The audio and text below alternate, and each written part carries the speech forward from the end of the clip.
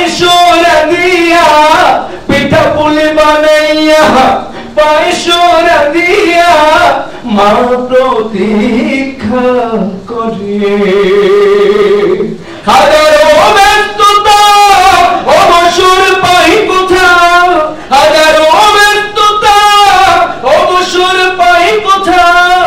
যাব বলে তবু বাড়ি হয় না যাওয়ারে মাঝে 10 মাস 10 দিন গর্ভে ধরিয়া করেছেন আমাদের গায়ের চামড়া কাটিয়া দিলেও সেই ঋণ শোধ হবে না জানি মা সেই ঋণ শোধ হবে না জানি চিঠি লেখে ছোট বোন টেলিফোন করে